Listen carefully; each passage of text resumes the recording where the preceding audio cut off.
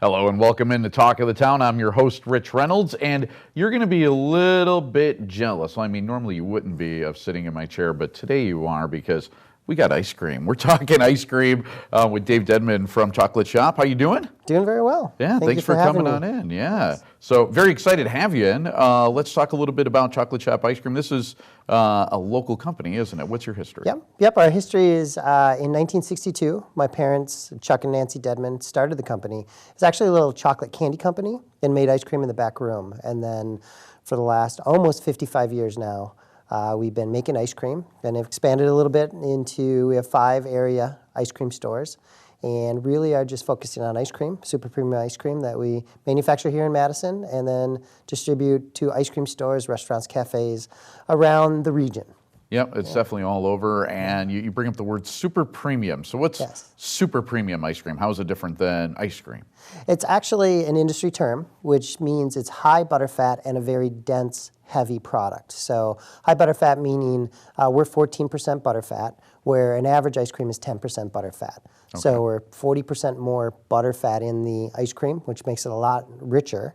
And then also a much denser product. So it's heavier, smoother.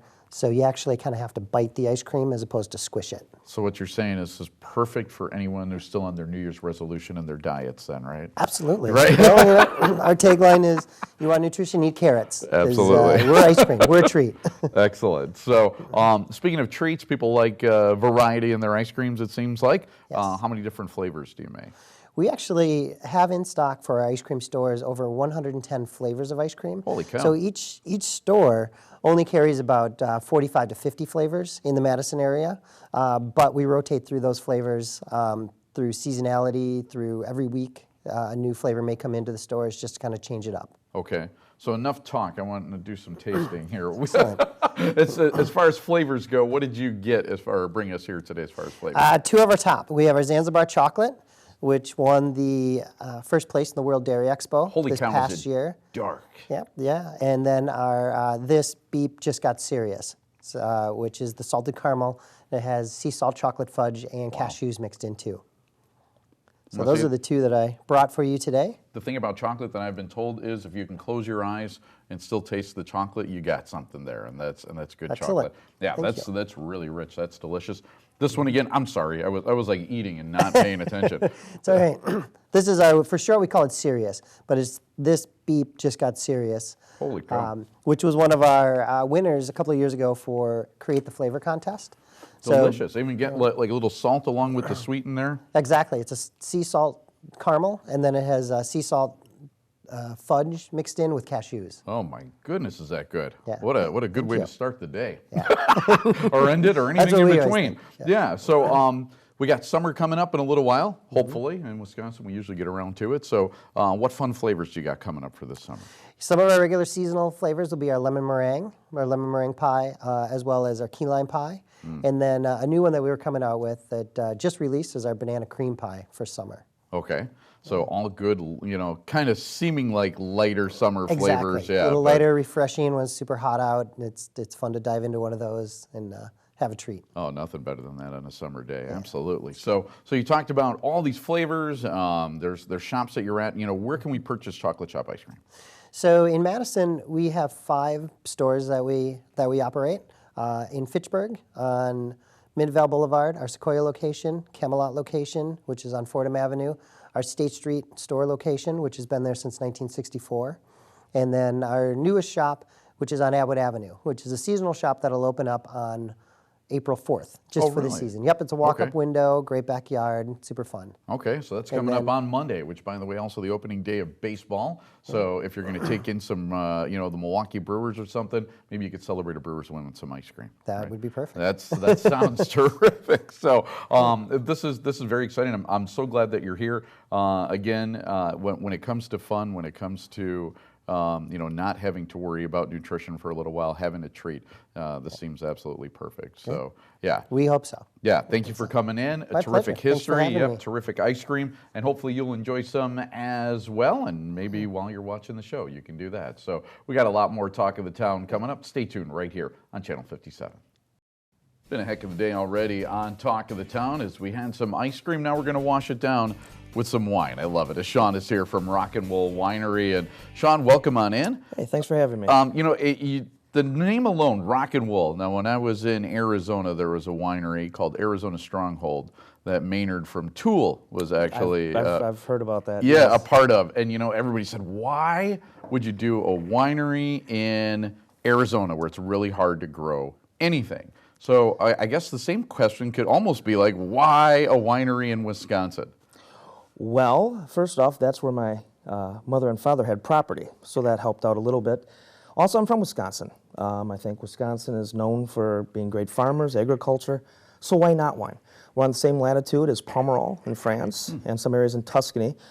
Obviously, it's not the same climate, but close enough that it makes me believe we can make some great wines. Yeah, because definitely has to be some challenges as far as doing it, though. There are, the cold winters. Yeah. So we have to use a winter hardy stock. So it's kind of like a Wisconsin stock blended with a European vine. Okay. So they can survive the winter and hopefully give us some pretty quality wines. Okay, one of the cool things I think that's going on right now, there's a bit of a revolution. It's been going towards craft beer and local wineries, and we see a lot of them. As far as local wineries go, what sets you apart? Well, first off, I want to say, we are set apart, but we're all in it together, all the wineries, and that's really a big thing. We're all in it together. So even though I'm different, I applaud all the other wineries in Wisconsin. So what sets us apart is that I came into this as a wine snob. So my goal is really to make some great dry reds and whites that somebody might order in a restaurant in Chicago or LA. And we only use grapes that grow in Wisconsin, winter hardy grapes. So I don't import from California, New York, or Washington State and blend them. I'm using 100% grapes that can grow in Wisconsin. Wow, okay, cool. So that's tough. It's a little difficult, Yeah. but I think we're on to something, hopefully. Excellent. Okay, so let's see what you offer, and let's try a little bit. Yeah, What by have all you, means. Yeah, brought for us here Okay, today? so I brought a dry red, a dry rosé, and then a port-style red. Port-style red meaning not fortified by brandy, but still having the smoke and the tobacco and the finish, Okay. kind of the balance. So what I would start off with first is a little rosé. I'm gonna just move these if I can. Absolutely. This is called Hannah Joe. I have two wines out that are named after my daughters. Okay, I was going to say, why Hannah Joe? Okay. So okay. I want to do that every year. They get their birthday picture on the label. So by the time they're 12 or 13, they're going to really hate me. But so this is a dry rosé. Okay. Cheers. Yeah, Thanks for having me cheers. here. Absolutely.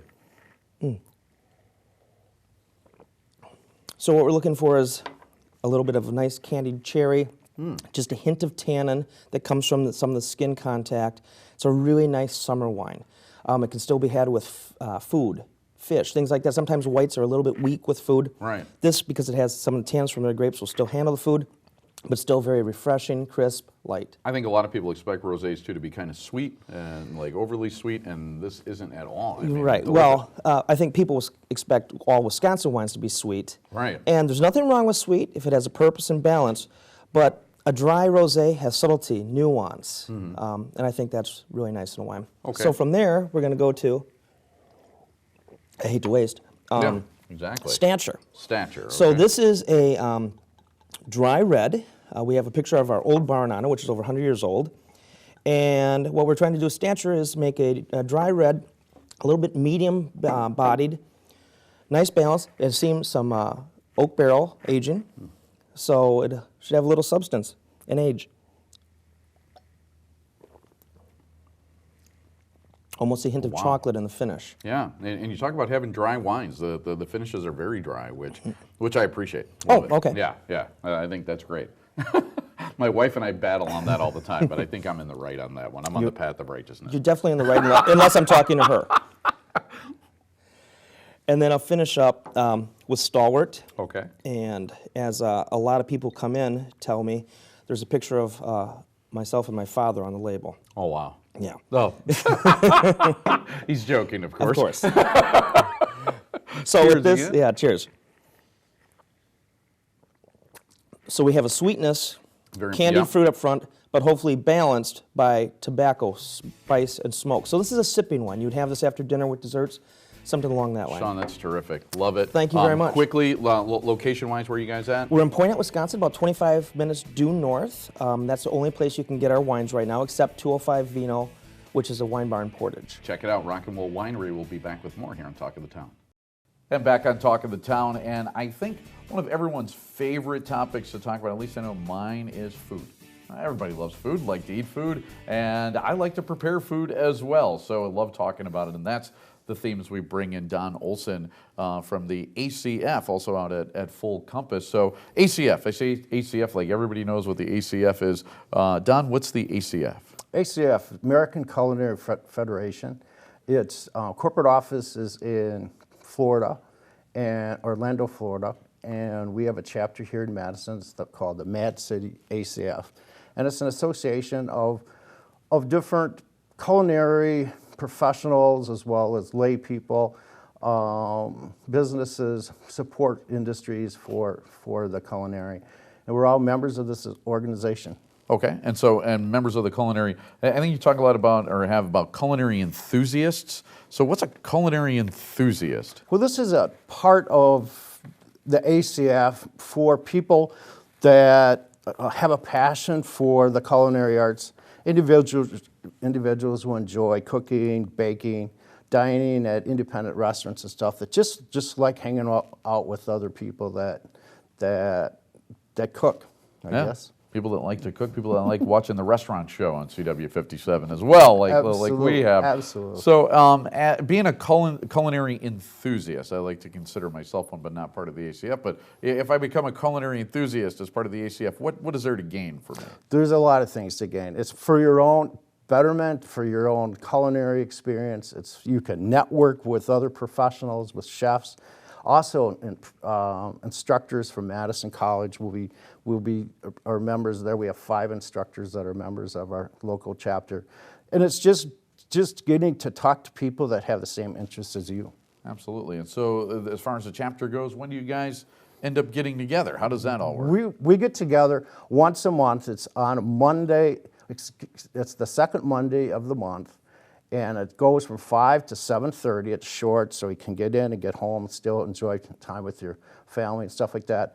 But we kind of gear that around to where we're going to meet each month as to what kind of, the time will vary from month to month, but you would have a plenty good notice, before we do changes. Okay, so you end up meeting at different places. You end up meeting at restaurants then? Or? Yeah, we have crazy places where we meet at. We meet at restaurants, we meet at processing plants, we meet at the farmers market, we go to gardens, farms, we go to different restaurants. We meet at Madison College for some of our training exhibits, where we do different demonstrations and things like that, where we have people in the industry come out and they'll do like a seminar. We'll have a meat cutter that'll come in from like Jacobson Meats, and they'll come in and they will fabricate, which is break down a duck, a steer, where they'll actually take the meat, debone it so we can use it for roasting. It's easier carving later on. Just so many things to learn, so many things. We take recipes, we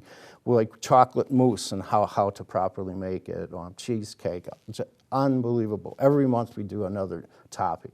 I think how cooking starts for kind of everybody is, maybe you get involved because your grandmother's a cook or your mom's a cook. Then when you start wanting to be a cook, you follow a recipe almost like, Betty Crocker, basically. But then after a while, you want to get to know where your food comes from. Why is that important, Don, for a chef to know that? Huge. It's chef to farm. It's all one of the things I do with the ACF is I go out to, and I do it this year at Wanakee grade school, where I actually take the 3rd graders and I teach them nutrition, and we do a recipe and where it comes from and the ingredients that we have that I bring with me that day, and what part of the world that some of these ingredients come from. And then they prepare like a smoothie, and then they'll all share in it, and then they'll critique it, and it's so much fun. But even in the industry, like we have the farmers market, it's one of the largest in the country right here in Madison. And going with the restaurants, a lot of our restaurants use the products that we get from the farmers market in their day-to-day cooking. Sounds absolutely cool. I It mean, is. it's something that It's- it's interesting, a lot of fun, It's something a to blast. dive into, I bet. So, Yep. Don, thank you so much for joining us. Make sure you find out more. You can find it all on the lower third right there. And we'll be right back with more Talk of the Town right here on CW57. And back on Talk of the Town as we shift gears, and we've been eating ice cream, drinking wine, all this fun stuff, and now we bring in the Better Business Bureau. It sounds so serious, Laura, as we bring in Laura from the BBB. It's not really that serious, is it? What do you guys really do at the Better Business Bureau? It's really not that serious. Our mission is to be the leader in marketplace trust. Okay. So we're really there to set some standards for businesses, to celebrate businesses who have good practices, to seek out and do something about the businesses that aren't doing things correctly and that aren't being trustworthy to consumers, and then to build a community of trustworthy businesses and charities that consumers can trust and feel good about working with. Okay, so you're talking about marketplace trust. Yeah. What does marketplace trust mean? Yeah, so for the BBB, it encompasses two different factors. The first one would be integrity, which is being respectful to your customers, to your clients. Okay. It's having ethics, and it's the intent in which you want to deliver your product or service. And then the other factor would be performance. So how are you delivering that service or that product, and how are you responding to a consumer when they have a concern? Is it in a timely manner? Is it in a fair manner? So how do you know? I guess, my question would be, how does the BBB know whether or not there's that integrity for businesses or what have you? How do you get your Yeah. information? Yeah, so we get our information from consumers and businesses themselves.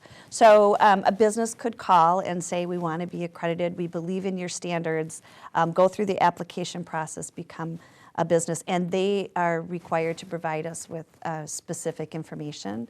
If a business doesn't want to become accredited, but they want to have a report done, we'll do that too. Again, they have to provide us specific information, or consumers call us. So a consumer might call and say, I was working with this company, I want to write a review on them, whether it's good or bad, and we'll take that information down. Or they'll say, you don't have any information on this business, we'd like for you to file a report, to research a report, and we'll do that too.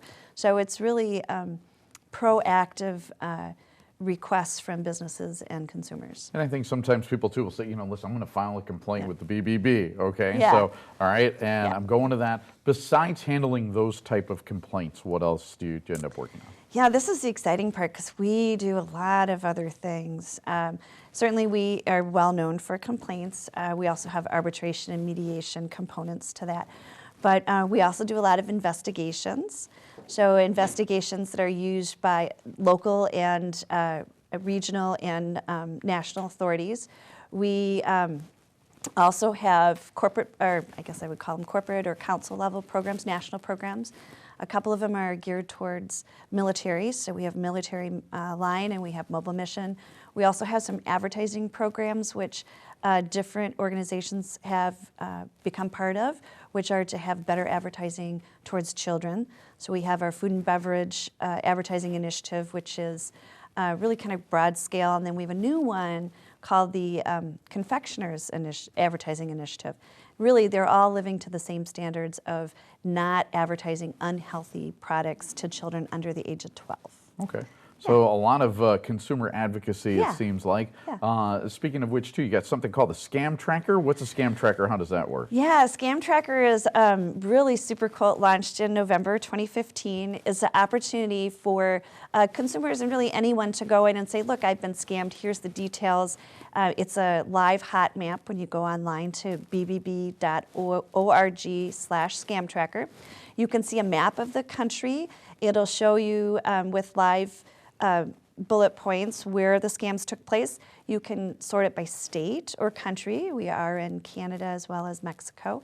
And then you can see the details of that scam. It's very empowering, I think, for consumers, because when you're scammed, you feel powerless. Absolutely. And to be able to share that information with the people around you is important. And then we use it with the media as well as law enforcement. Just got a few seconds here. What were some of the top scams in 2015? Yeah, tax scam would be number one. I think we all got about 6 or 8 of those calls. Tech scams were really big, lottery scams, sweepstakes scams. Yeah, we got it. Yeah, all of that. Okay. Wow. Okay. Check them out. The Better Business Bureau. Laura, thank you for being here. Thanks for having me. And we thank you for watching Talk of the Town. We'll see you next time right here on CW57.